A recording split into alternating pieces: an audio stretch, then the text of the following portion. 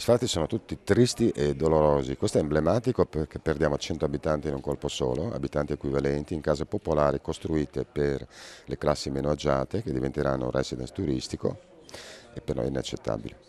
La solidarietà espressa durante lo sfratto all'ultima inquilina rimasta in questi 2.500 metri quadri di appartamenti, una volta di edilizia pubblica ad orso duro, va al di là del caso specifico, che è solo uno dei tanti, perché oltre ad altri nuovi alberghi, a Venezia ci sono 8.000 fittanze turistiche in continua crescita, non solo più di singoli appartamenti, ma di interi palazzi comprati in blocco. È la velocità con la quale la trasformazione che era già in atto è stata adottata in questi 4 anni, di cui io sono presidente municipalità, è straordinariamente folle, nel senso che ormai non si contano più anni ma mesi le trasformazioni. Ci sono interessi economici molto forti, è chiaro che ci sono anche connivenze politiche e questo purtroppo è un problema che la politica deve affrontare.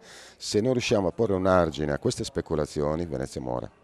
Tutto il comune perde abitanti, ma a Venezia, dove da 40 anni si barattano i residenti con i turisti, di veneziano tra poco resteranno solo le mura. Questo fenomeno sta diventando inquietante e se non si adottano cure da cavallo potenti il rischio di una turistificazione definitiva è concreto. La raccolta firme è stata protocollata e avremo a breve una prima convocazione della Commissione competente per discutere un regolamento sulle locazioni turistiche che impedisca questo tipo di speculazioni.